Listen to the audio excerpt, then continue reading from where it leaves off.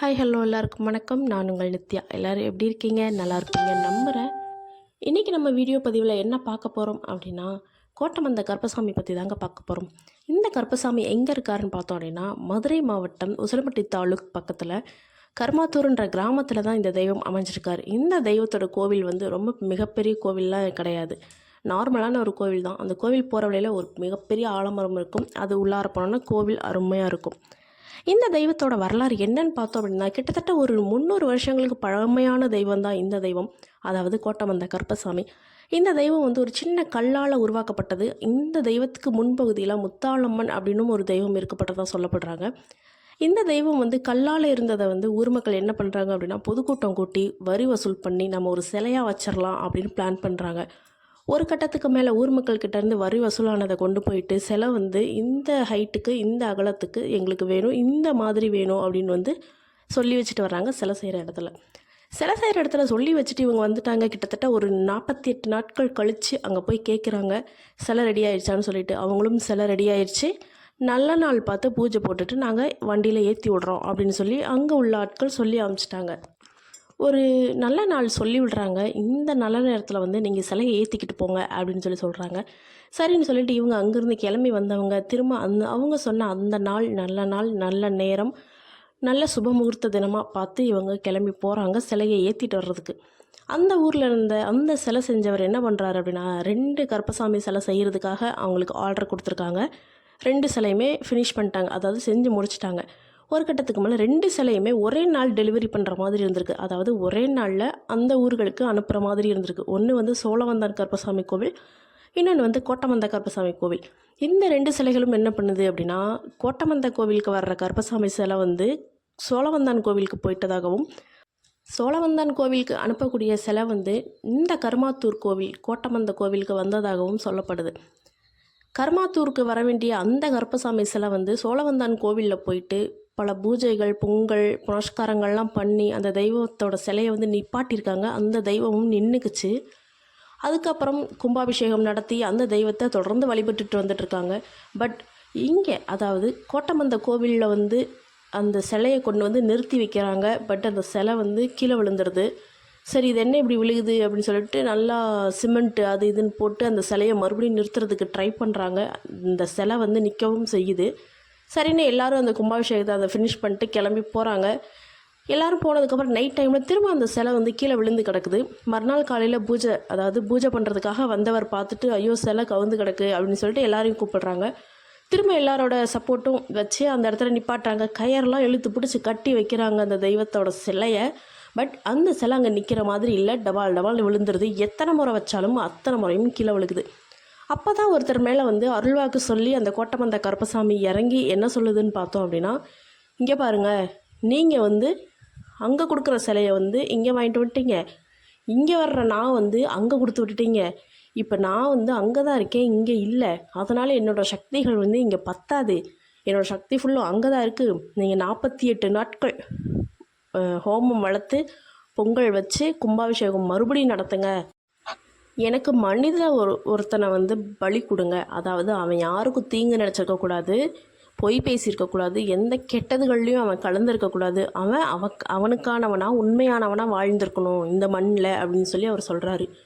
அப்போ இவங்க என்ன பண்ணுறாங்க அப்படின்னா, அப்படி யாருமே இங்கே கிடையாது. ஏன்னா எல்லாருமே ஒரு விதத்தில் பொய் பேசுவோம், சேட்டை பண்ணுவோம். அவங்க டீனேஜில் வந்து எவ்வளோ சேட்டை பண்ணியிருப்பாங்க. அதனால் அவங்க என்ன பண்ணுறாங்கன்னா, மறுபடியும் ஊர் கூட்டுறாங்க. அதாவது பொதுக்கூட்டம் நடத்தி ஊரை கூட்டி சொல்கிறாங்க, ஏப்பா இந்த மாதிரி சிலை நிற்கலை, எத்தனை முறையும் நம்ம நிறுத்தி பார்த்துட்டோம் நிற்கலை, இந்த மாதிரி சாமி அருள்வாகி இறங்கி சொன்னதை நீங்களும் பார்த்தீங்க.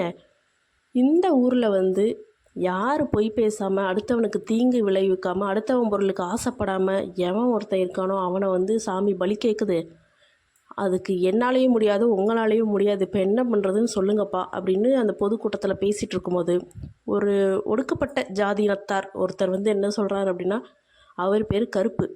அவர் என்ன சொல்கிறார் அப்படின்னா, ஐயா என்னை வந்து நீங்கள் பலி கொடுங்க தெய்வத்துக்கு, நான் வந்து சாமிக்காக செத்து போகிறேன், அதனால் எனக்கு எந்த ஆட்சேபனையும் இல்லை, நீங்கள் சொல்கிறதுக்கு நான் கட்டுப்படுறேங்கய்யா அப்படின்னு அந்த கருப்புன்றவர் வந்து சொல்கிறாரு. அவரோட ஃபேமிலிக்கு வந்து இவர் இப்படி வாக்கு கொடுத்துட்டு வந்தது வந்து அவங்களோட குடும்பத்தாருக்கோ அவங்களோட இனத்தாருக்கோ தெரியாது. ஒரு கட்டத்துக்கு மேலே இவங்க குறித்து கொடுத்த அந்த நாளும் வருது. அந்த நாளில் வந்து அவரை வந்து பலி கொடுக்க வேண்டிய நேரமும் வருது. அப்போ என்ன பண்ணுறாரு அப்படின்னா, தன்னோட வீட்டில் இருக்கிற அந்த அம்மா, அவங்க பேர் கருப்பாயி, அவங்கக்கிட்ட என்ன சொல்லிட்டு வராரு அப்படின்னா, இங்கே பாருதாயி, நான் போகிறேன், போயிட்டு திரும்ப நான் வரமாட்டேன், என்னை எதிர்பார்த்துக்கிட்டு இருக்காத, நம்ம பிள்ளைங்கள இதுக்கப்புறம் நீ தான் பார்த்துக்கணும் அப்படின்னு சொல்லிட்டு அவர் அங்கேருந்து தோட்டத்துக்கு போகிறேன் அப்படின்ட்டு, அதாவது தண்ணி பாய்ச்சுற வேலை பார்த்துட்டு இருந்திருக்காரு. அதனால நான் தோட்டத்துக்கு போகிறேன் அப்படின்னு சொல்லிட்டு கிளம்பி வந்துட்டார். வந்தவர் என்ன பண்ணுறாரு அப்படின்னா, கோட்டமந்த கருப்பசாமி கோவில் வாசலில் வந்து அவரை பலி கொடுக்கறதுக்கு மக்கள் எல்லாம் ரெடியாக இருக்காங்க. ஒரு கட்டத்துக்கு மேலே அவரை பலி கொடுக்குற அந்த வினாடி, நேர வினாடியும் வருது, அவரை பலியும் கொடுக்குறாங்க. இந்த பாட்டி கருப்பாய் என்ன பண்ணுறாங்க அப்படின்னா, சாப்பாடு எடுத்துக்கிட்டு வீட்டுக்காரரை பார்க்க போகிறேன்னு வராங்க.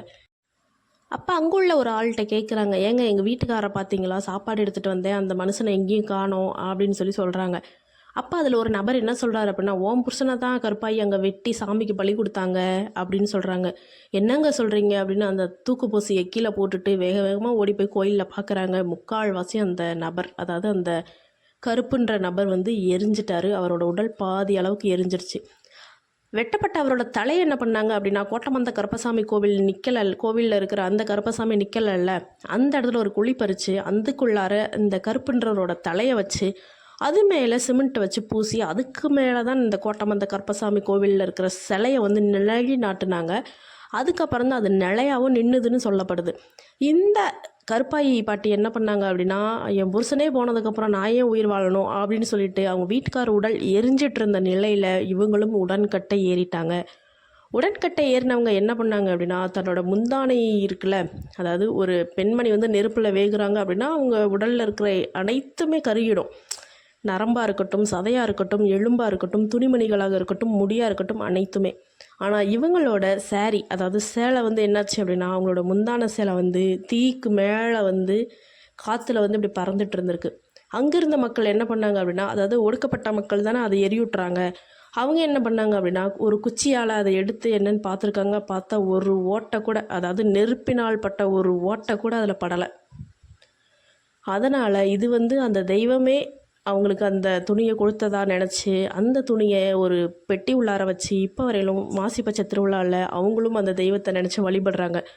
அதாவது அந்த கருப்பு, அந்த கருப்பாய் அப்படின்ற இருவரையுமே நினச்சி வழிபட்டு பொங்கல் வச்சுட்டு வராங்க.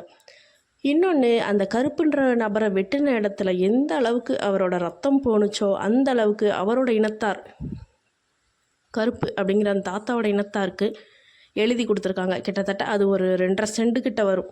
அந்த இடத்த எழுதி கொடுத்துருக்காங்க. இப்போ வரையிலும் அந்த தாத்தாவோட ஜென்ரேஷன் வந்து அந்த இடத்துல பொங்கல் வச்சு வழிபட்டுட்டு வர்றதை வழக்கமாக வச்சுருக்குறாங்க. இந்த கருப்பாய் பாட்டியோட சேரீ வந்து எரியாமல் மேலே வந்து காற்றுல நின்னனால அந்த சேரீ எடுத்து வச்சு தானே வழிபடுறாங்க. அதனால் அந்த பாட்டியோட பேரை வந்து சீலக்காரி அப்படின்னு மாற்றி இந்த ஜென்ரேஷனில் இப்போ வரையிலும் வழிபடுறாங்கன்னு சொல்லப்படுது.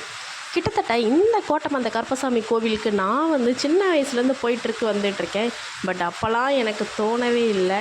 நான் யூடியூப் சேனல் ஆரம்பித்து கிட்டத்தட்ட ஒரு 4 வருஷத்துக்கிட்ட ஒரு 2-3 சேனல் மாற்றிட்டேன். ஆனாலும் என்னோடய சேனலில் வந்து இவங்களை பற்றி நான் இதுவரை பேசுனதில்லை. இதான் ஃபஸ்ட் டைமாக பேசுகிறேன்னு நினைக்கிறேன். இந்த தெய்வத்தை பார்க்கணும், அந்த கோவிலுக்கு நீங்கள் விசிட் பண்ணணும் அப்படின்னீங்கன்னா, மதுரையிலேருந்து உசிலம்பட்டி பஸ்ஸு ஆரப்பாளையத்தில் கிடைக்கும். கருமாத்தூர்னு டிக்கெட் எடுத்து கருமாத்தூர்லேருந்து ஆட்டோ போகும் கோட்டையூருக்கு. கோட்டமந்த கருப்பசாமி கோவில்னு சொன்னாலே அங்கேயே கூட்டு போய் இறக்கி விட்ருவாங்க. நீங்கள் அந்த தெய்வத்தை வழிபட்டுட்டு வரலாம்.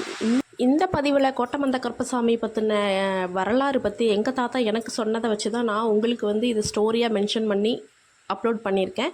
இதில் தவறாக இருந்தாலும் சரி, சரியாக இருந்தாலும் சரி, நீங்கள் கமெண்ட் பாக்ஸில் வந்து பேசலாம். நான் அதுக்கு ரிப்ளைவும் பண்ணுவேன். ஓகே காய்ஸ், நம்மளோட சேனலை சப்ஸ்கிரைப் பண்ணுங்கள், லைக் பண்ணுங்கள், ஷேர் பண்ணுங்கள். மெயினாக இந்த வீடியோ எப்படி இருக்குன்னு சொல்லிட்டு கமெண்ட் பண்ணுங்கள். ஓகே காய்ஸ், நெக்ஸ்ட் ஒரு பதிவில் நான் வந்து உங்களை சந்திக்கிறேன். அதுவரையும் நான் உங்கள் நித்யா.